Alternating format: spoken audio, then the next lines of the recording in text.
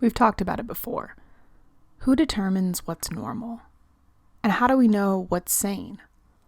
Ultimately, we trust that doctors spend years studying and are capable of determining if behavior or experience is abnormal. But how do they learn that? It's really a game of averages. When you have a fever and chills, it's likely a common cold, maybe a virus, but you probably don't have the plague. A small twitch in your finger is more likely a vitamin deficiency than Tourette's syndrome or Parkinson's disease. Physical illness and disease are generally well diagnosed using reported symptoms and the frequency or commonality of an illness. Colds are frequent. Scarlet fever is not. But when it comes to our psyche, our mind, how do those averages work? Human beings are a diverse population. Cultural differences and situational context mean that we don't all process things the same way. Childhood trauma can affect the way that our brains process emotions and our ensuing reactions. Studying the mind is a difficult task. I mean, you have to use the thing that you're studying to try to grasp the complexity of the human brain. In the 1880s, most psychology was still fairly biased by religious ideas of normalcy, but also by the assumption that some behaviors meant mental disease. They played the game of averages. If most people are generally happy, those who are melancholy are determined to be abnormal. If most people are straight and chose partners of the opposite sex, that's normal. It fits reproductive standards. Are these characteristics normalized or natural? Are we taught that we should, in general, be happy? Are we dissuaded from being honest about our melancholy? Is it our fault if we are sad or disillusioned by what we're told we should be feeling? We put a lot of trust into the doctors, who should know how to best treat the abnormal feelings or experiences of human beings. But science doesn't know everything. It's a constant pursuit of a more pure truth. So when patients in the 1800s had symptoms of common diseases, such as asthma, indigestion, menopause, laziness, or complications of various human conditions, such as disappointment in love, childbirth, death of a son in war, the desertion of a husband, or a tendency toward seduction, or worse, physical illnesses such as epilepsy, rabies, tuberculosis, or the loss of an arm. These individuals were housed in an asylum. They were treated for mental illness due to a lack of understanding of their condition, context, or experience. So then, what happens when we're deemed non-normative and placed in an asylum? Our freedom and independence is taken. In the best of circumstances, we live with assistance. But in this story, it's so much worse.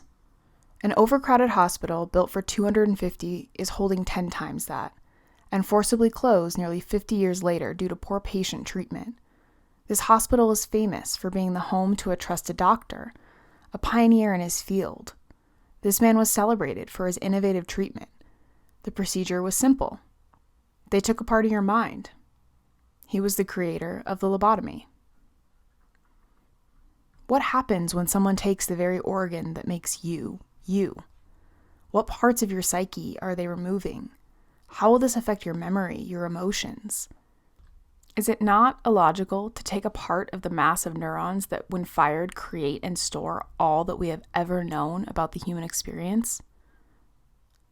I'm Nikki, and this is Tales of Two Cities. Hello? Welcome. This is the Two Cities. Oh, I'm so excited. Welcome back to the final episode in our Halloween marathon of minis. Join us as we take a look at some of the most inhumane treatment of patients, some in need of care and others in need of their freedom. First, the Trans-Allgheny Lunatic Asylum in Weston, West Virginia. In the 1850s, the Virginia General Assembly authorized the construction of a hospital. It would be called the Trans-Allgheny Lunatic Asylum. A consultation with Thomas Story Kirkbride, then superintendent of the Pennsylvania Hospital for the Insane, brought them into agreement on the construction of the hospital in the Kirkbride Plan. Listeners may remember this from our episode on the Oregon Hospital for the Insane in Salem, Oregon. It too was built in the Kirkbride Plan and also was well known for the poor treatment of its patients.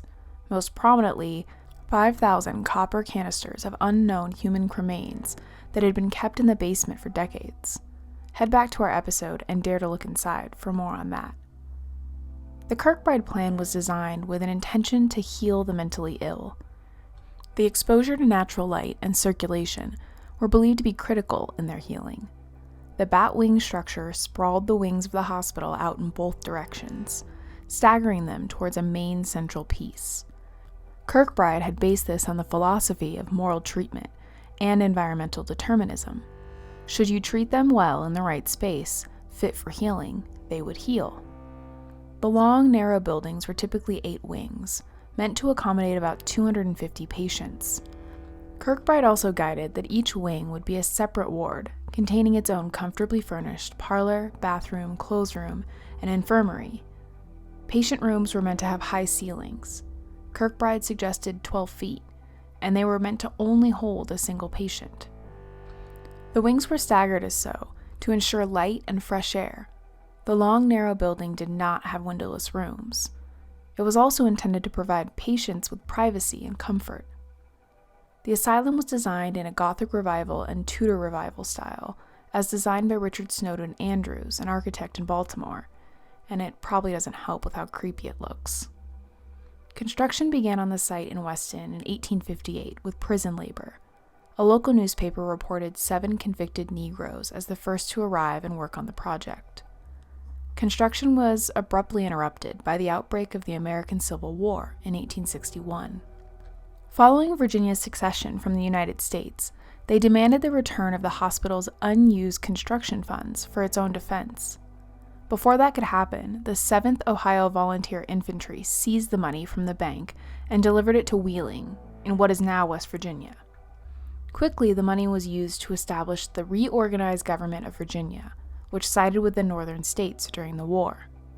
The reorganized government resumed construction on the hospital in 1862, and in 1863, with the admission of West Virginia as a new state, renamed the hospital to the West Virginia Hospital for the Insane. While construction continued until 1881, the first patients were admitted in October of 1864. The central clock tower was finished in 1871, and separate rooms for Black people were completed in 1873.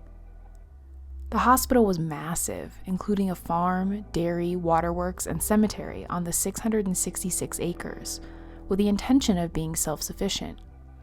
In 1913, the hospital changed its name yet again, this time to the Weston State Hospital. What had been designed to house about 250 patients quickly outgrew its ability to provide space and solitude as described in the Kirkbride plan. By 1880, the hospital held 717 patients. That more than doubled in 1938 with 1,661 patients and over 18,000 in 1949.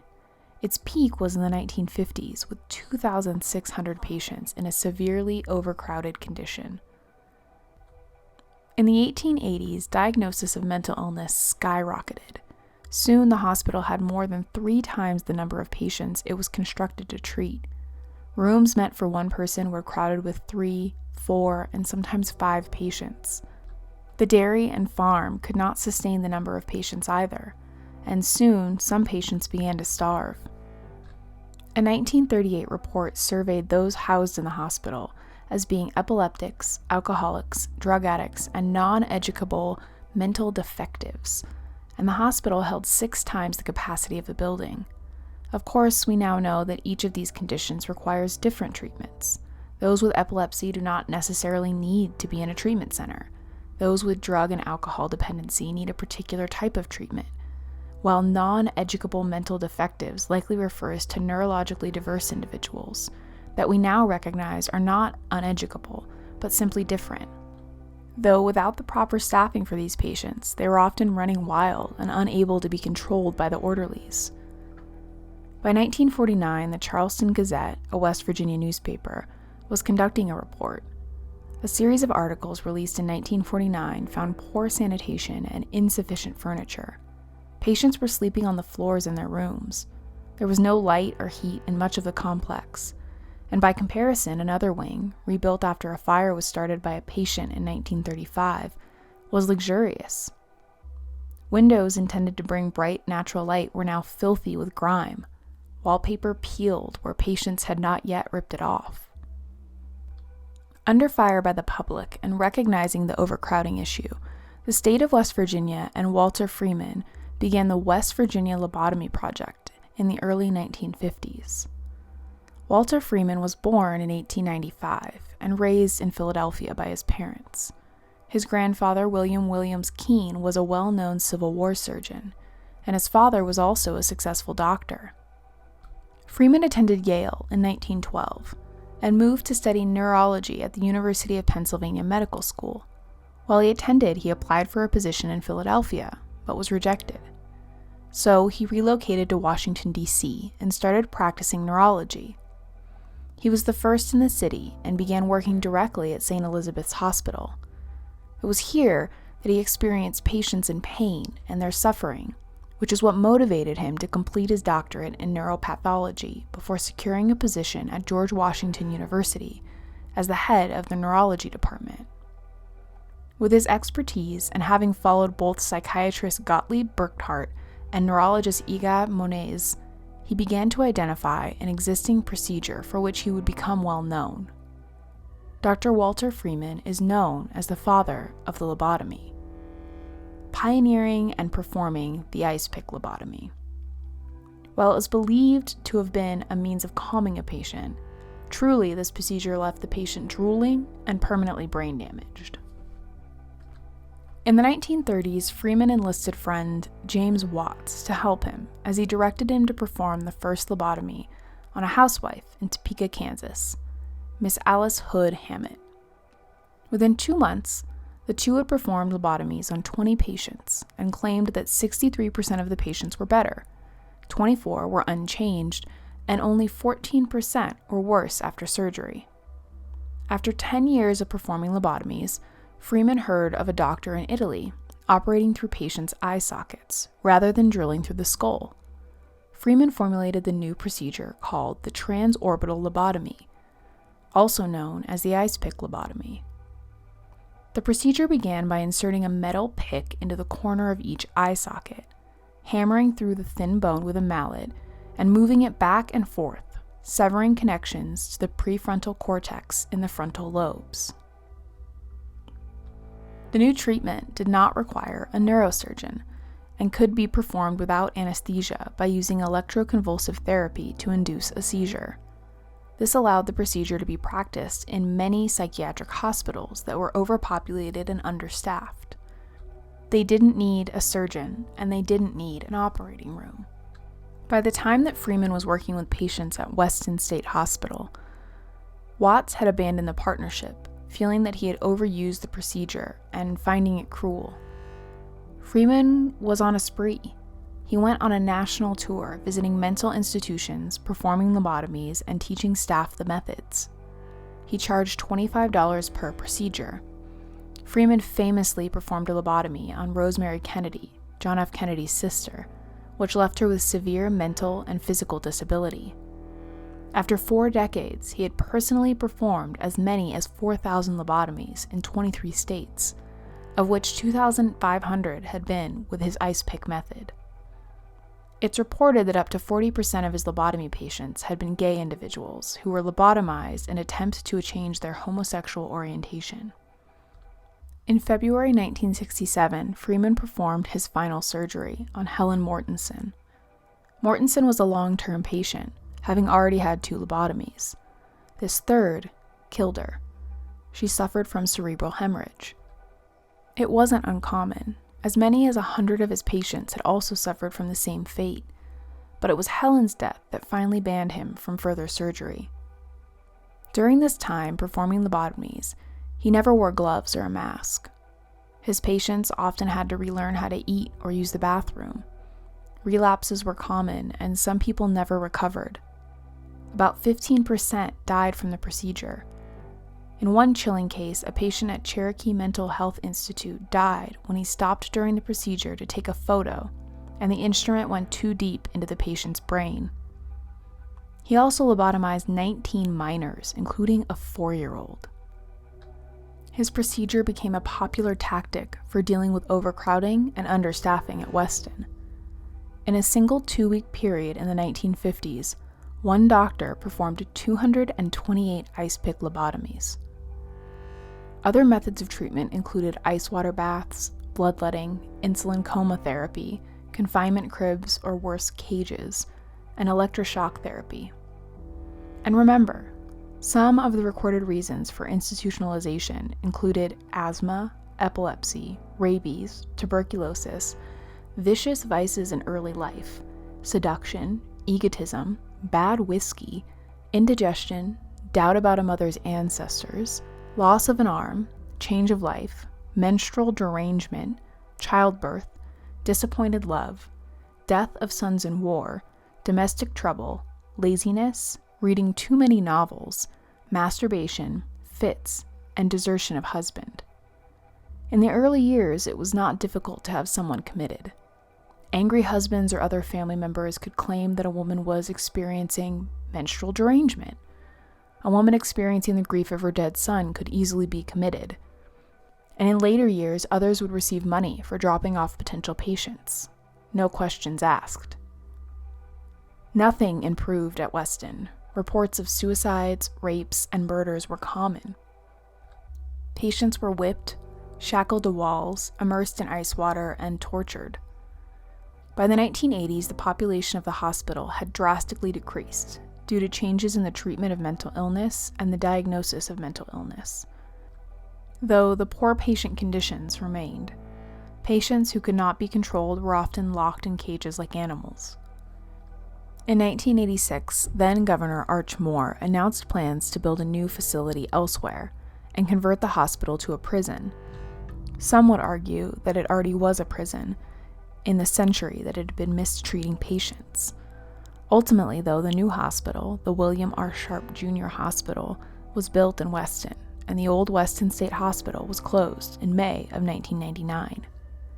The building remained abandoned for years, except for several city and county police officers who were found playing paintball in the building in 1999. Following the incident, proposals for adaptive reuse of the building began. The Weston Hospital Revitalization Committee was formed in 2000 to preserve the building and find appropriate tenants.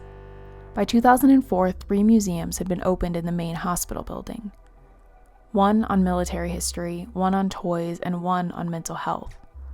They closed shortly after due to fire code violations. The hospital was auctioned by the West Virginia Department of Health and Human Resources on August 29, 2007, to Joe Jordan, a contractor from Morgantown, who paid $1.5 million for the building. Jordan uses the building for an annual Fall Fest with guided historical and paranormal daytime tours, as well as ghost hunts and paranormal tours at night. The main building today operates as a museum, with paintings, poems, and drawings made by patients in the art therapy program. A room is also dedicated to the treatments and restraints used in the past, artifacts such as a straitjacket and hydrotherapy tub. Though this hospital is believed to be one of the most haunted asylums in the country, through soundproof walls, reports of screams are frequent. Since the building has been closed as a hospital and reopened, reports of seeing ghostly apparitions are common. Workers have quit after hearing wheels rolling in a tiled hallway without a single living soul standing there. Doors open and close on their own. Loud bangs on pipes are also common. Hysterical laughter echoes through halls and in rooms. Objects frequently move on their own. One doctor who visited reported having a ghost follow her home. Many report seeing a ball of light moving rapidly down the hallways. Others have seen a phantom known as a creeper crawling on the floor.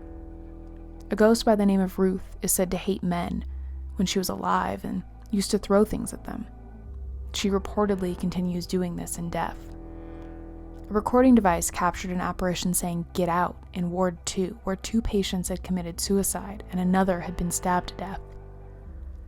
The first floor is haunted by Slewfoot, a murderer who had been slashed to death in a bathroom of the hospital. The 3rd floor is home to Big Jim and a nurse named Elizabeth, and the 4th floor is home to a soldier named Jacob. Though by far the most frequent report is one of Lily, a young girl who appears to visitors.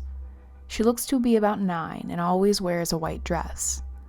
Lily is believed to be a girl whose mother gave birth to her while at the asylum. And Lily died at 9 after having spent her entire life institutionalized. She talks to people, rolls balls on the floor, and likes to play music. Others have said she giggles and switches on flashlights. By the time the asylum closed, the graveyard had expanded to make room for the many patients who met their end here. What was once a 666-acre property is now a 666-acre graveyard, housing the souls of those who finally escaped the walls of the asylum. Those who did not make their presence known to all who visit the asylum today.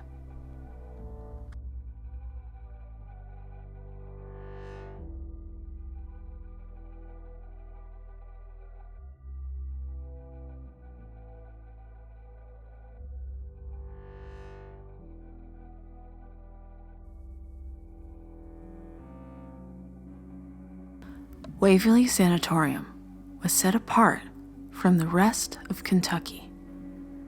What I mean was it was a tuberculosis hospital, so it was separated from the rest of the community. They had their own farm and their own post office. It was, in theory, its own community. But let me start from the beginning. The land was bought in 1883 by Major Thomas Hayes as a family home. Since the house was too far away from schools, Hayes opened up a school for his daughters. His wife called it Waverly Schools, based on the Waverly novels. Thomas liked the sound of it so much that he decided to name the estate Waverly Hill. In the early 1900s, tuberculosis became rampant. Being part of the wetlands, Louisville became a gold mine for the tuberculosis bacteria. In order to contain the disease, a 2-story wooden sanatorium was opened, which consisted of an administrative main building and 2 open-air pavilions, each housing 20 patients for the treatment of, quote, early cases, end quote. In 1912, the number of infected patients started to grow. In August, patients were put in tents. In December, the hospital opened up their doors to more patients. By 1914, a children's ward had to be opened. Since antibiotics did not exist at the time that the sanatorium was active, other forms of aid were used to treat TB patients. For example, heat lamps, fresh air, and positive talk and reassurance was believed to aid patients. However, since there was no real understanding on how to cure the disease, doctors tried any method possible. They used to insert balloons in the patient's lungs, filling up with air to help them breathe. They removed ribs and muscle to alleviate pressure. Most of the surgeries were painful or fatal. The death rate of TB patients at the time was 1 death per day.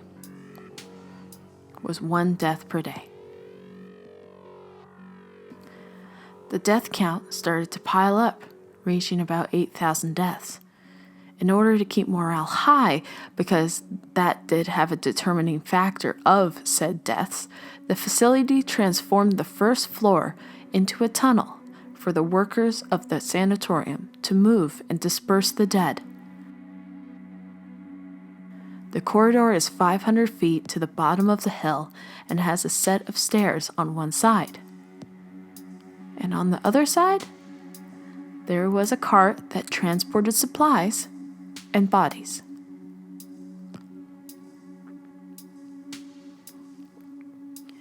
Room 502 was considered the death room.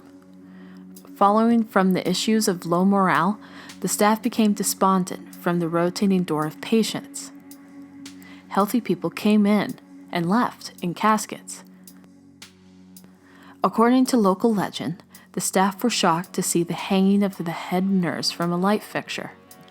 Another nurse, who worked at 502, jumped off the roof to her death. She might have been pushed, or she might have jumped herself. Only she would be able to tell you.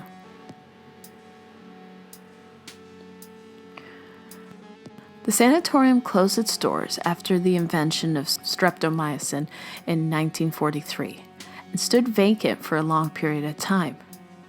It stands as a home for haunted house attractions and a tourist attraction of its history.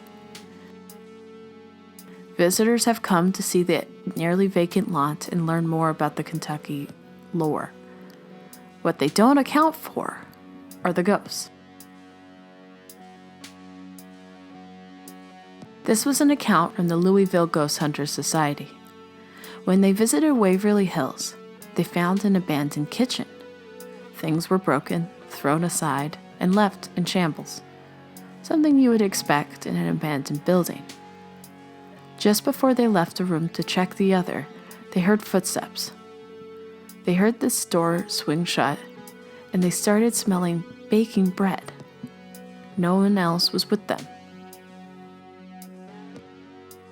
One of the tourists of the Waverly Hills Sanatorium saw shadows on top of the roof of the building where they were taking a break.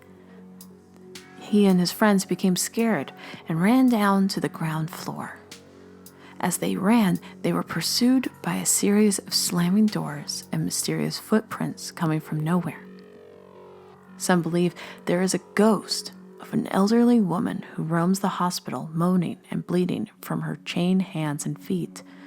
As she cries for help, many have noted that she runs away when people come to help her.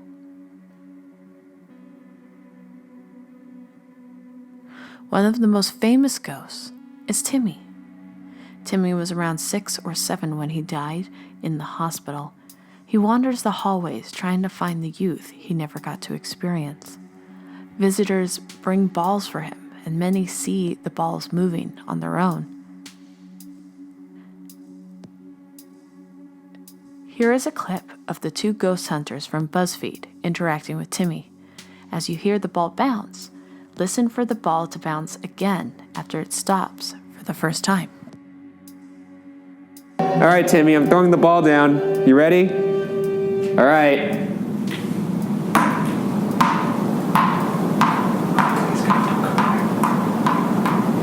Oh my God.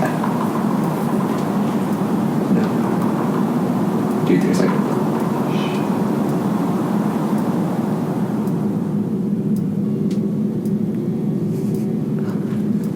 Oh, thank God.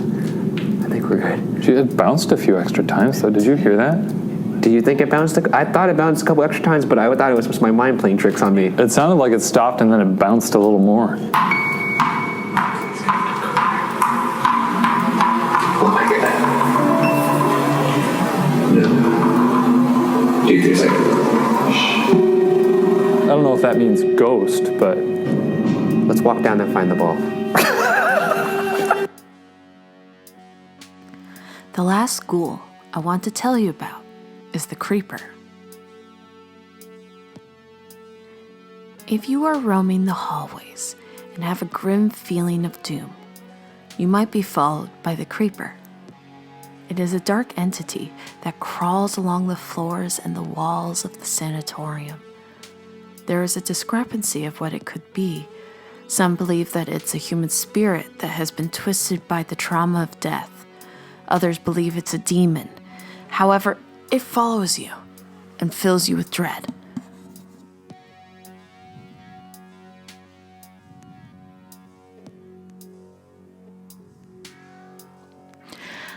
I don't find horror to be that bad. A jump scare? Yes, of course, I will yelp. But a ghost? Monster? Other? It's hard to feel those chills. But going back to what Nikki said, that realization that we don't know and that we still don't know anything about mental health, that is something frightening. Our lack of knowledge, that is scary. Even though we have made great discovery, we are at the start of understanding the brain. However, reverting back to what Nikki said, our lack of understanding and our history of not knowing what we're really doing is really frightening. It's haunting. It's haunting to know that we basically tortured each other because what we were working on was under the facade of knowledge. We used our average amount of ideas and concepts to pretend we knew it all. We were fakes, but we thought we were real.